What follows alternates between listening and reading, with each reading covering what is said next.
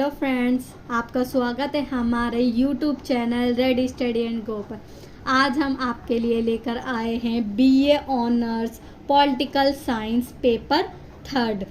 ठीक है, तो ये फर्स्ट ईयर का सेकंड सेमेस्टर है। तो इस बुक का नाम है political theory concept and debates. देखो, राजनीतिक सिद्धांत की अवधारणाएं और बहस के बारे में जानेंगे हम। ठीक है, राजनीतिक सिद्धांत क्या होता है, उसकी थ्योरी क्या होती है, कौन कौन से विद्वान के अंतर्गत आते हैं। इसमें थ्योरी का मतलब होता है सिद्धांत, किन किन विद्वानों ने जो है अपने मत और सिद्धांत दिए हुए होते हैं। इसका चैप्टर फर्स्ट पढ़ेंगे हम, स्वतंत्रता। ठीक है, स्वतंत्रता क्या होता है, आपने पहले भी क्लासेस में पढ़ा होगा स्वतंत्रता का मतलब क्या होता है, परंतु स्कूल टाइम पर जो है स्वतंत्रता को फुल एक्सप्लेन करके नहीं समझाया जाता और बुक में भी थोड़ा थोड़ा दिया हुआ होता है।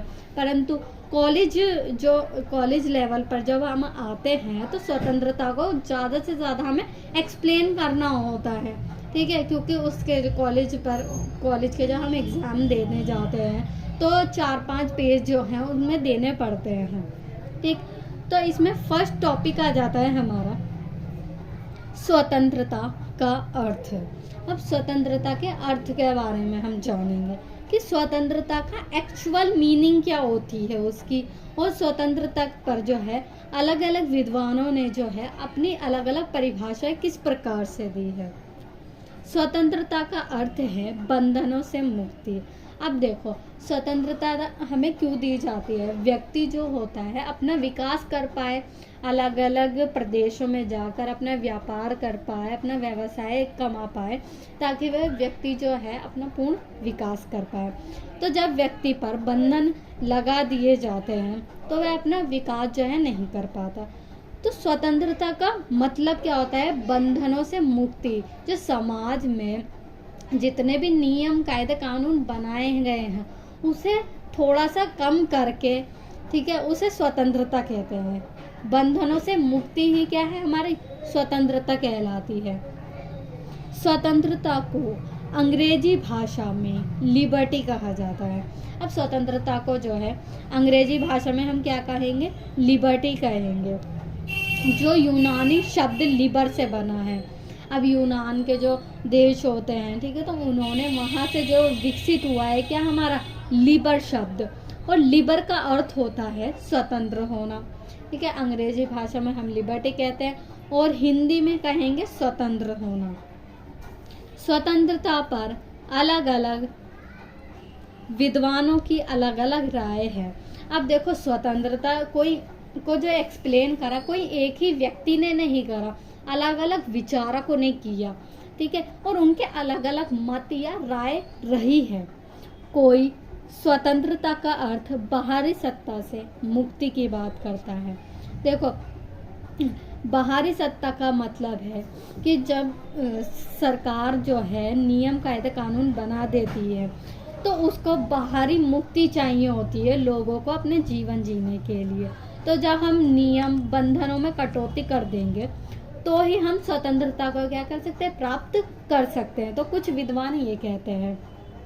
तो कोई समाज के नियमों से छुटकारा चाहता है। अब समाज में जैसे नियम कायदे कानून बना दिए जाते हैं, ठीक है, आप भी एक सोसाइटी में रहते होंगे, हम भी एक सोसाइटी में रहते, तो अलग अलग हमारे एक रूल रेगुलेशन होते हैं। ठीक है, तो उससे जो है हम छुटकारा पाना चाहेंगे। अब हमारे परिवार में ही हम रूल लेकर चलते हैं कि भाई इतने टाइम तक है घर पे आना है। ठीक है, तो समाज में भी ऐसी बंदिशें जो है समाज बना देता है। ठीक है, तो कुछ व्यक्ति ये कहते हैं जिन लोगों पर धार्मिक अत्याचार होते हैं वे उनसे छुटकारा पाना चाहते हैं। अब धर्म से रिलेटेड जिन व्यक्तियों पर अत्याचार हो रहा है तो वह भी तो स्वतंत्रता को पाना चाहेंगे। अब कोई व्यक्ति है, उसे मारा पीटा जा रहा, उसके धर्म से रिलेटेड उत्पीड़नाएं हो रही हैं, शोषण हो रहा है उनके साथ, तो वह भी क्या चाहता है, स्वतंत्र होना चाहता है, अपनी बात को जो है अभिव्यक्त करना चाहेगा। ठीक है, अगर हमें स्वतंत्रता नहीं दी जाती, हमें घूमने फिरने नहीं दिया जाता तो हमें कैसा लगेगा, बुरा फील होगा, ठीक है, और हम कहीं बाहर आ ही नहीं जा सकते, बात नहीं कर सकते किसी से, तो उस स्वतंत्रता का जो होना जो है समाज में बहुत ज़्यादा ज़रूरी होता है। जो लोग अपने विचार अभिव्यक्त नहीं कर पाते उन्हें अभिव्यक्ति की स्वतंत्रता चाहिए होती है। अब कुछ लोग जो होते हैं वे अपने विचारों को क्या करते हैं, अभिव्यक्त नहीं कर पाते, ठीक है, बोल नहीं सकते, लिखित मौखिक रूप से दूसरे व्यक्ति को जो है अपनी बात शेयर नहीं कर सकते, तो वह भी क्या चाहते हैं, उन्हें भी स्वतंत्रता प्राप्त हो। ठीक, अब सामान्य शब्दों में कहें, अब सिंपल साधारण शब्दों में आप ये समझो कि बंधनों को कम करना ही स्वतंत्रता होता है। जब हम समाज में कुछ बंधन, नियम, कायदे, कानून बना दिए जाते हैं तो उसमें हम कटौती कर देते हैं। कटौती का मतलब हम कम कर देंगे, तो वही क्या है, हमारी स्वतंत्रता कहलाती है। आई होप ये आपको समझ में आया होगा। अब देखो इसकी परिभाषा। अब मैंने बताया था कि आपको स्वतंत्रता के बारे में जो है विद्वानों ने अलग अलग मत दिए हैं, ठीक। तो अब लास्की के अनुसार स्वतंत्रता का अर्थ समझेंगे कि लास्की जो थे एक बड़े ही विद्वान रह चुके हैं, ठीक। तो इन्होंने अपने स्वतंत्रता पर विचार जो है प्रदान किए। स्वतंत्रता से मेरा तात्पर्य उन सामाजिक शर्तों पर लगे प्रतिबंध के अभाव से है। देखो समाज में जो है कुछ शर्तें, प्रतिबंध लगा दिए जाते हैं तो उनके अभाव से है। अब समाज में कुछ हमने प्रतिबंध लगा दिए गए हैं तो उसके अभाव कर देंगे। अभाव का मतलब समाज में जितने भी नियम बनाए गए हैं उनमें क्या कर देंगे, हम कमी कर देंगे, जो आधुनिक समाज को प्रगति करने से रोकता है। देखो हम समाज में बहुत ज़्यादा पाबंदियां लगा देंगे तो व्यक्ति जो है ठीक ढंग से जो है जी नहीं पाएगा अपने जीवन को, ठीक है। तो उसके आधुनिक विकास के लिए, आधुनिक का मतलब होता है वर्तमान से रिलेटेड जो उसका विकास जो है करने के लिए हमें स्वतंत्रता की ज़रूरत चाहिए होती है। तो ये लास्की के विचार है स्वतंत्रता पर, ठीक। अब आ जाता है हमारा नेक्स्ट टॉपिक, स्वतंत्रता के प्रकार और आयाम। यह प्रकार से भी आ सकता है या आयाम बोले, ठीक है, दोनों का ही मतलब एक ही होता है। अब स्वतंत्रता के दो प्रकार होते हैं, नकारात्मक स्वतंत्रता, दूसरा है सकारात्मक स्वतंत्रता। अब देखो नकारात्मक स्वतंत्रता में जेस मिल ने अपने विचार अभिव्यक्त किए हैं और सकारात्मक स्वतंत्रता पर टीएच ग्रीन ने। अब देखो आइए हम जानते हैं नकारात्मक स्वतंत्रता का मतलब क्या होता है, क्यों इसे नकारात्मक स्वतंत्रता हमने बोला है। आरंभ में उदारवाद स्वतंत्रता के रूप में नकारात्मक स्वतंत्रता का जन्म हुआ। देखो उदारवादी जो थी एक विचारधारा थी, ठीक है, तो वे क्या चाहते थे, नकारात्मक स्वतंत्रता को क्या है उन्होंने बढ़ावा दिया, उसका जन्म हुआ नकारात्मक स्वतंत्रता का। इसको बढ़ावा देने में John Locke, David Hume, Adam Smith, Thomas pen, Albert Spencer, Bentham, जेस मिल आदि ने महत्वपूर्ण योगदान दिया, ठीक है। बहुत सारे ये विद्वान के नाम लिए मैंने, ठीक है, तो इनको भी आपको याद हो करना चाहिए। जब हम कुछ भी डेफिनेशन लिखते, किसी भी बारे में लिखते हैं, तो हमें ऑनर्स में ये होता है कि इसमें विद्वानों के नाम ज़रूरी लिखने होते हैं कि इंसान को पता होना चाहिए कि हम जो पढ़ रहे हैं तो वो किन किन सिद्धांतों ने जो है मत अपने प्रदान किए हैं, ठीक है। तो इसमें जो है जेस मिल की अभिव्यक्ति जो है सबसे बड़ी मानी जाती है। अब इन सभी विद्वानों ने जो है नकारात्मक स्वतंत्रता जो थे उसका बड़ा ही जोरदार जो है इनमें महत्व दिया, ठीक है। इसको बहुत ज़्यादा फैलाया है इन्होंने। उदारवाद का मुख्य आधार व्यक्तिवाद था। अब देखो उदारवादी जो थी एक विचारधारा थी, इसमें क्या होता है व्यक्ति को ही महत्व दिया जाता है, व्यक्ति के विकास से ही संबंधित जो है सभी प्रकार से निर्णय लिए जाते हैं। प्रत्येक व्यक्ति को स्वार्थी व्यक्तियों का समूह माना जाता था।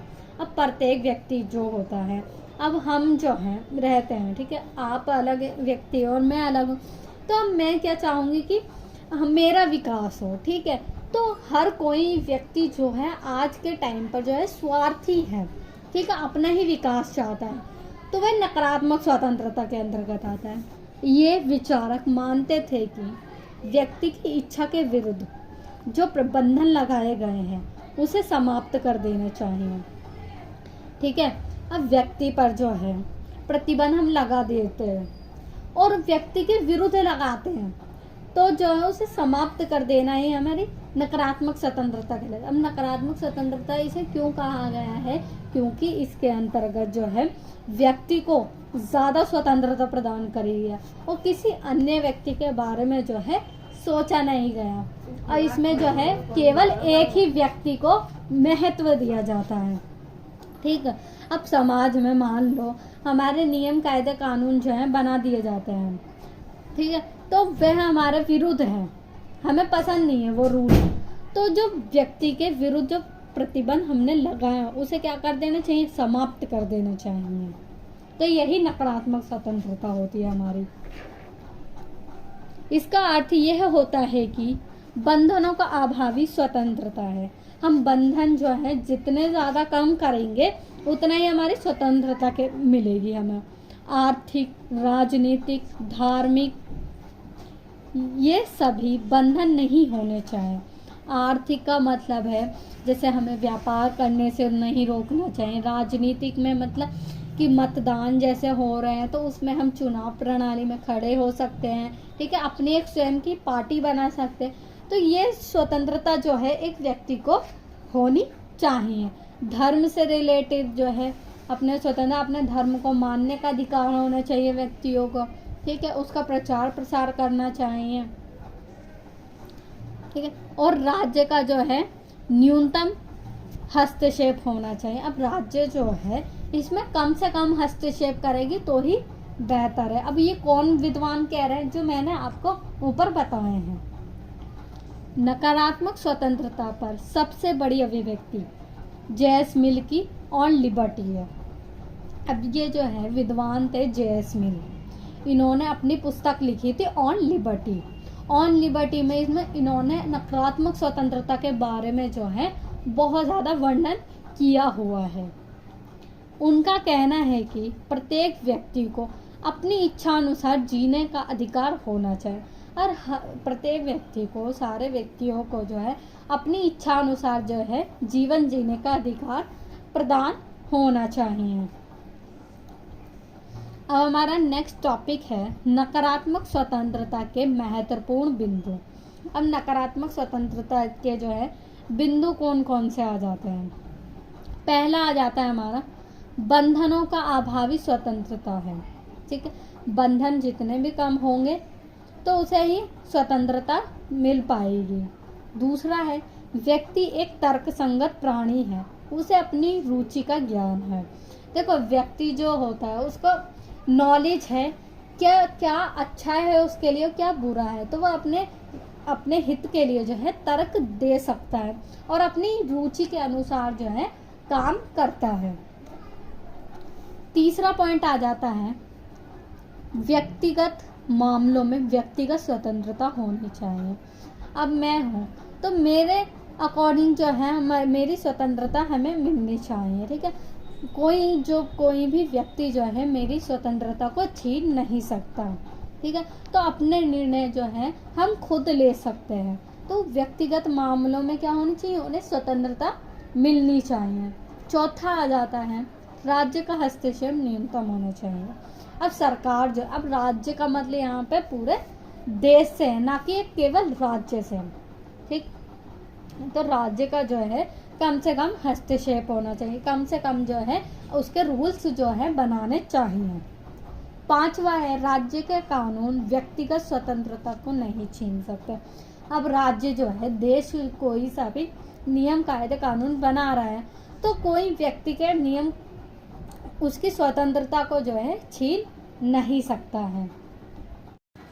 अब हमारा नेक्स्ट टॉपिक है सकारात्मक स्वतंत्रता, ठीक। अब हमने पहले जो पढ़ा है नकारात्मक स्वतंत्रता के बारे में पढ़ा है। आई होप ये नकारात्मक स्वतंत्रता जो है आपको समझ में आई होगी। अब सकारात्मक स्वतंत्रता क्या होती है, लगातार समाज में नकारात्मक स्वतंत्रता का आलोचनाओं का सामना करना पड़ा। क्यों करना पड़ा? क्योंकि हम व्यक्ति को इतनी ज़्यादा स्वतंत्रता हम प्रदान कर देंगे तो वह दूसरों को भी हानि पहुंचाएगा। ठीक है, अब मान लो कोई शराबी व्यक्ति है, ठीक है, अब वह बाहर जो है शोर मचा रहा है किसी को, तो जो समाज में रह रहे व्यक्ति है तो वह भी तो प्रभावित होंगे। तो इसी वजह से नकारात्मक स्वतंत्रता का जो है बहुत ज़्यादा आलोचनाएं होने लगी। ठीक है, लगभग 100-200 सालों के भीतर अंतर्राष्ट्रीय स्तर पर अपनी छवि खराब कर ली। अब नकारात्मक स्वतंत्रता जो दी थी तो अंतर्राष्ट्रीय स्तर पर जो है नकारात्मक स्वतंत्रता पर जो है उसकी छवि जो है खराब होने लगी। इसके कारण व्यक्ति के अंदर सामाजिक भाव समाप्त हो गया। सामाजिक भाव कैसे समाप्त हो गया? क्योंकि व्यक्ति खुद ही के बारे में सोचेगा, स्वयं के बारे में सोचेगा, और वो समाज के बारे में नहीं सोचेगा तो समाज को तो प्रॉब्लम होगी। जब उसके ज़्यादा हमें स्वतंत्रता दे देंगे तो वह अपनी मनमर्जी करने लगेगा, जिससे अन्य व्यक्ति को क्या होगा? नुकसान उठाना पड़ेगा। तो इसलिए उसका सामाजिक भाव जो है समाप्त होगा और मार्क्सवादी विचारधारा निरंतर विकसित होने लगी। फिर बाद में क्या हुआ? अब देखो, जो नकारात्मक स्वतंत्रता में मैंने बताया था उदारवादी विचारधारा थी और सकारात्मक स्वतंत्रता जो है मार्क्सवादी विचारधारा से रिलेटेड है। ऐसी स्थिति में उदारवादी चिंतकों द्वारा स्वतंत्रता संबंधित नई अवधारणा विकसित की जाने लगी। अब पहले के जो लोग थे उदारवादी थे, ठीक है, तो अब वह नहीं रहे। अब दूसरी विचार थी तो वही उदारवादी लोग, परंतु अलग तरीके से जो है इन्होंने स्वतंत्रता को एक्सप्लेन किया सकारात्मक रूप से। द्वारा स्वतंत्रता संबंधी नई अवधारणा विकसित होने लगी। कुछ उदारवादी चिंतकों ने स्वतंत्रता की नई रूपरेखा तैयार की। अब उदारवादी जो है कई सारे लोग थे उसमें शामिल, तो उन्होंने क्या करा? एक नई प्रकार से जो है स्वतंत्रता को एक्सप्लेन करा, जिसे हम सकारात्मक स्वतंत्रता कहते हैं। उन्होंने नाम क्या दिया? सकारात्मक स्वतंत्रता।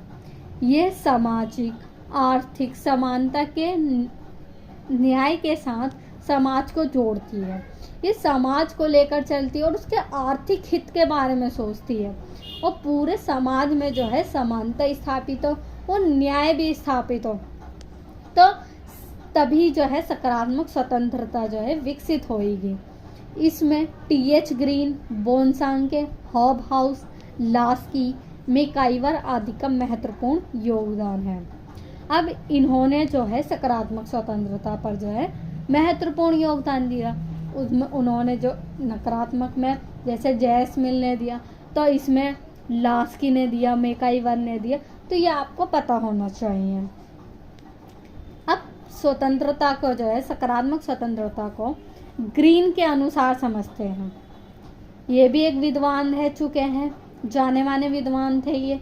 बंधनों का अभाव ही स्वतंत्रता नहीं है। अब हम बंधन लगा देंगे, ठीक है, प्रतिबंध लगा देंगे तो वही स्वतंत्रता नहीं है, बल्कि समाज के लोगों के साथ सही प्रकार से रहना ही स्वतंत्रता है। अब समाज के साथ सही ढंग से हम व्यक्ति जो है मिलजुल कर रहते हैं, तभी जो है स्वतंत्रता विकसित हो सकती है। ये कौन कहते हैं? टी.एच. ग्रीन। अब लास्की के अनुसार समझेंगे। स्वतंत्रता एक वातावरण है। अब ये लास्की कह रहे हैं कि स्वतंत्रता जो है एक इन्वायरमेंट है जहां लोग अपना सर्वोत्तम विकास कर सके, ठीक है। अब स्वतंत्रता जहां पर वातावरण में लोग रहते हैं और अपना सर्वोत्तम विकास कर पाए, तो वही हमारी स्वतंत्रता कहलाती है।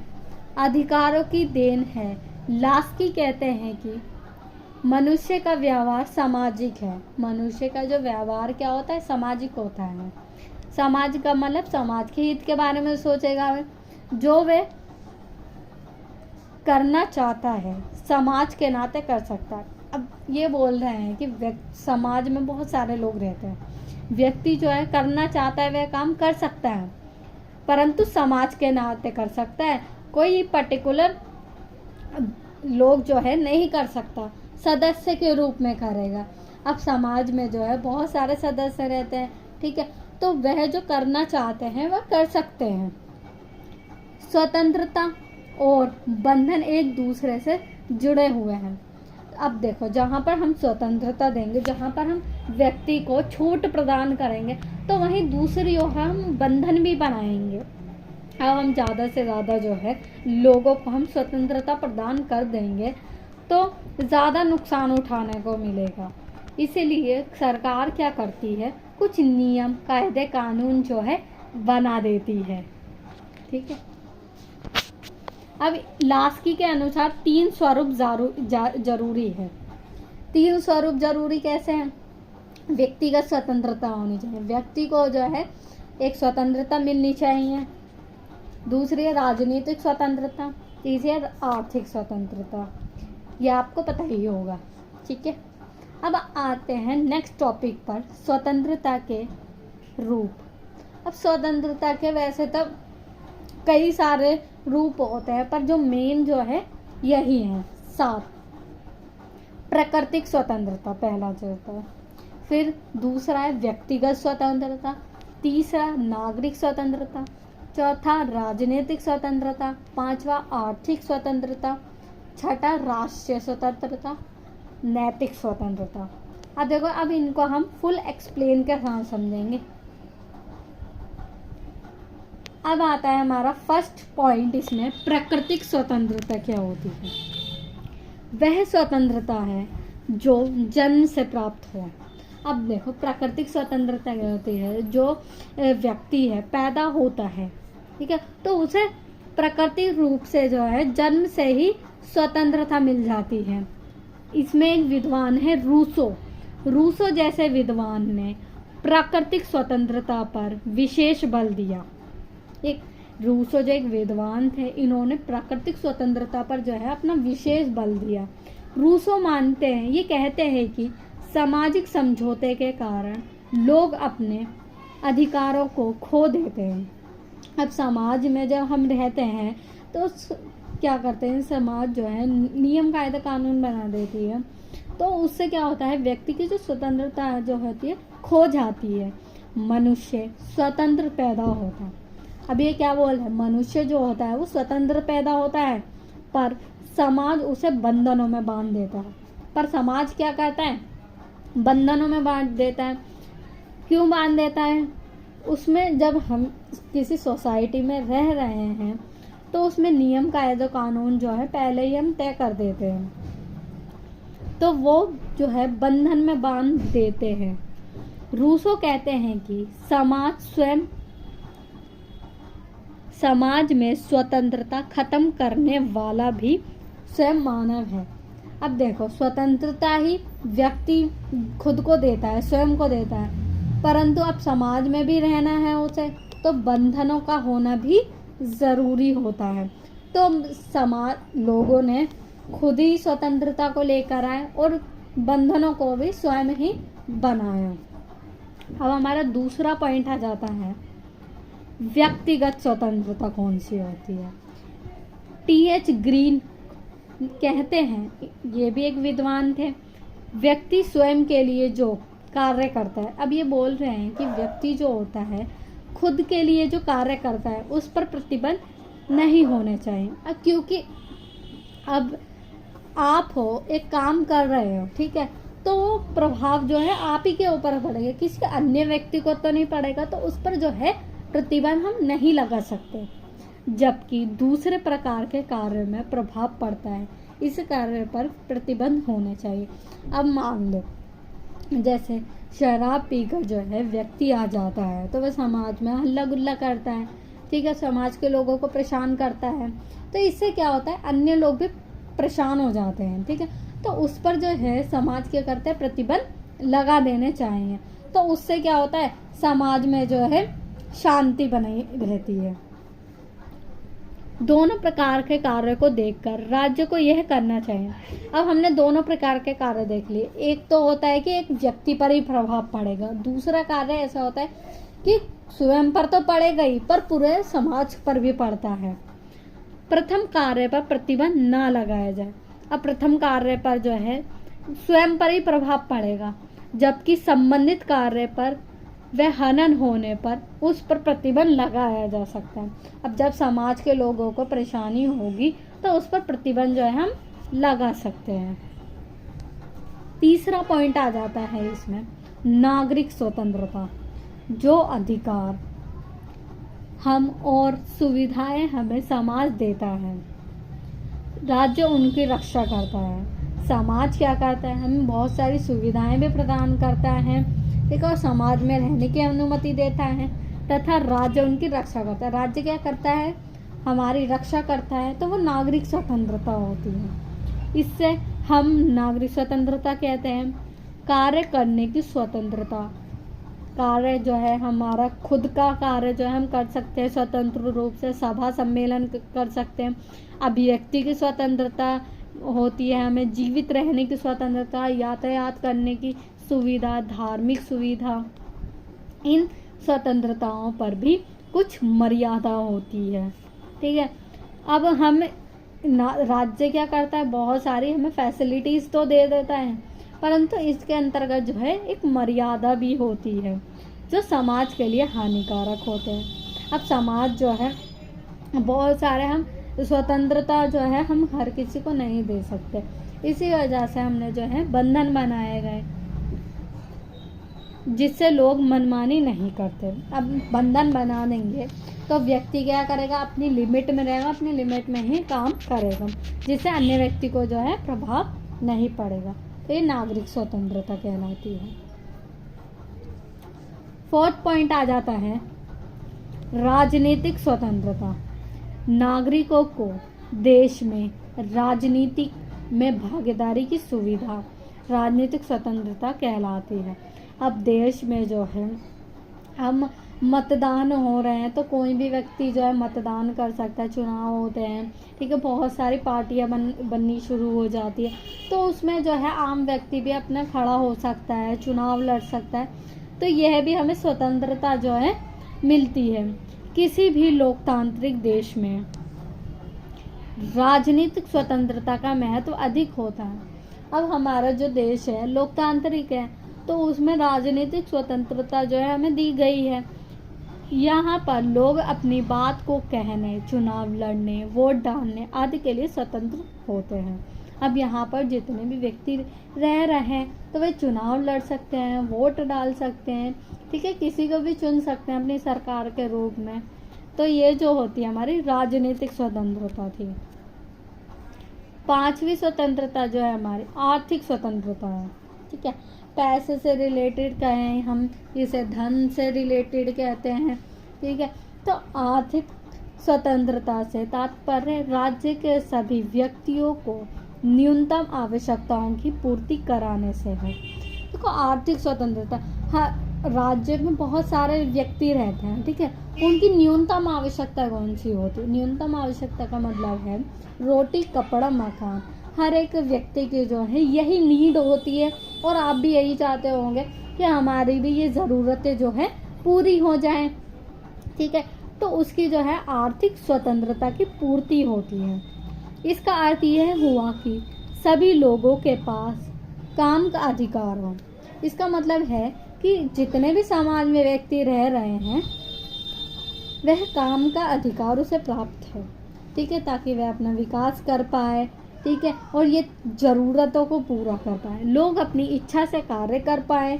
अगर किसी देश में राजनीतिक स्वतंत्रता है, अब मान लो हमारे देश में राजनीतिक स्वतंत्रता तो मिली हुई है और आर्थिक स्वतंत्रता का अभाव है, तो राजनीतिक स्वतंत्रता का भी कोई अर्थ नहीं है। क्यों नहीं है? अब देखो हमने राजनीतिक स्वतंत्रता, वो चुनाव में खड़ा हो रहा है, वोट डाल रहा है, परंतु उसके आर्थिक विकास, उसकी ज़रूरतें पूरी नहीं हो रही, तो इसका मतलब ही क्या रह जाएगा फिर राजनीतिक स्वतंत्रता का। इसी वजह से जो है हमारे लिए आर्थिक स्वतंत्रता भी जो है ज़रूरी है। 6 पॉइंट आ जाता है राष्ट्रीय स्वतंत्रता, ठीक है। राष्ट्रीय हित के लिए कौन सी स्वतंत्रता होती है? राष्ट्रीय स्वतंत्रता से तात्पर्य है जहां नागरिकों को राज्य के कार्य में भाग लेने का अवसर प्रदान करना।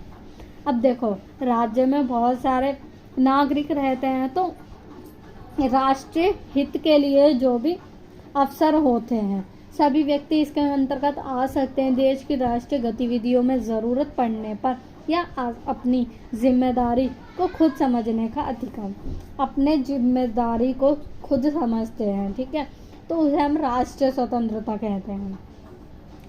7वां आ जाता है नैतिक स्वतंत्रता। नैतिक स्वतंत्रता कौन सी होती है? नैतिकता किसी भी देश के लिए अधिक महत्वपूर्ण है।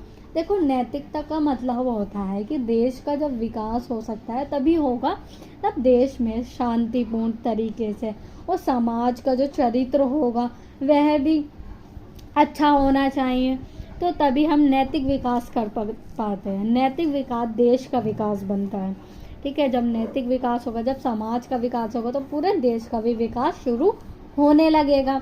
अब देखो, एक व्यक्ति कमा रहा है, ठीक है, फिर अच्छी अर्निंग कर रहा है, वह फिर समाज करेगा, फिर समाज जो है राज्य लेवल पर आएगा, फिर पूरे राष्ट्रीय हित के लेवल पर आएगा, तो नैतिक विकास भी फिर उसका अच्छा चला होता जाएगा। चरित्र निर्माण जीवन का सबसे महत्वपूर्ण तत्व है। जब चरित्र भ्रष्ट हो जाता है, अब एक व्यक्ति का जो चरित्र है भ्रष्ट हो जाता है, तो मानव जीवन में उसका महत्व कम हो जाता है, ठीक है। उसकी जो महत्वपूर्ण जो है, उसका समाज जो है उसे नीचे दृष्टि से क्या करता है, देखने लगता है। अब हमारा नेक्स्ट टॉपिक है जेएस मिल के विचार। देखो, पॉइंट पेपर में आपके यह भी आएगा, ये स्वतंत्रता के नकारात्मक और सकारात्मक स्वतंत्रता के बारे में बताओ। कभी कभी यह भी पूछा जाता है कि जेएस मिल के विचार बताइए, तो यह भी बहुत ज़्यादा इम्पोर्टेंट है आपके लिए। राजनीतिक चिंतन में जेएस मिल का नाम सर्वोपरि है। सर्वोपरि है क्यों है? क्योंकि इन्होंने स्वतंत्रता पर अपने जो है विचार सबसे ज़्यादा अच्छे प्रदान किए हैं। उनका निबंध जो है ऑन लिबर्टी स्वतंत्रता के लिए प्रमुख ग्रंथ माना जाता है। देखो, इसमें क्या होता है, इन्होंने एक पुस्तक लिखी थी ऑन लिबर्टी, ठीक है। इसमें स्वतंत्रता के बारे में इन्होंने बताया था। इनके विचार आत्मविकास को बढ़ावा देना है। इनके जो विचार थे, व्यक्ति के जो आत्मविकास होता उसको बढ़ावा देने के लिए लिखा था इन्होंने। और उनकी मान्यता है कि समाज के लिए स्वतंत्रता अनिवार्य है। और इन्होंने जेएस मिल बताते हैं कि समाज के विकास के लिए जो है हमें स्वतंत्रता चाहिए होती है। ऑन लिबर्टी में लिखा है, अब इन्होंने अपनी पुस्तक में क्या कहा, ऑन लिबर्टी में लिखा है कि मानव जाति एक ही स्थिति में हस्तक्षेप कर सकती है। अब इन्होंने कहा कि मानव जो है अपने हित के लिए तभी हस्तक्षेप करेगी, वह आत्मरक्षा के लिए। अब मान लो आप पर कोई हमला कर दे, तो आप भी दोबारा पलट कर उसके हमला करोगे उसके ऊपर, तो अपनी रक्षा के बचाव के लिए जो है हम उसके स्वतंत्रता का उपयोग कर सकते हैं, परंतु इससे जो है दूसरों को हानि नहीं पहुंचनी चाहिए। सभ्य समाज में शक्ति का प्रयोग तभी होता है। अब एक अच्छा समाज होगा तो हम तभी उसकी शक्ति का प्रयोग करेंगे जब दूसरे को हानि पहुंचाने से रोका जाए। किसी व्यक्ति को किसी भी कार्य करने के लिए विवश नहीं किया जाना चाहिए। अब एक व्यक्ति है, वह कार्य अपना नहीं करना चाहता, तो उसे हम मजबूर थोड़ी ना करेंगे कि भाई तुम करो, ठीक है। तो यह भी स्वतंत्रता ही बताती है, क्योंकि अगर ये व्यक्ति के हित में होगा तो वह खुद कर लेगा। अब ये कहते हैं कि व्यक्ति खुद ही स्वयं कर सकता है, ज़रूरी नहीं है कि हम उसे जबरन ही किसी से काम करवाएं, ठीक है। वो खुद उसके हित में होगा तो वह खुद ही कर लेगा व्यक्ति जो होगा, ठीक है। तो ये जेएस मिल कहते हैं व्यक्ति का व्यक्ति पर अधिकार है। व्यक्ति का जो है व्यक्ति पर अधिकार है, और आपका जो है आप पर अधिकार है, ठीक है। मेरा राइट है, तो सबके अलग अलग राइट जो है प्रदान किए गए हैं। व्यक्ति के कार्य पर कोई नियंत्रण नहीं होना चाहिए। अब व्यक्ति जो भी कार्य कर रहा है उस पर नियंत्रण नहीं होना चाहिए, बस केवल आत्मरक्षा के कारण को छोड़कर। इन्होंने बोला कि व्यक्ति कुछ भी कार्य कर सकता है, परंतु उससे जो है समाज में किसी को नुकसान ना पहुंचे।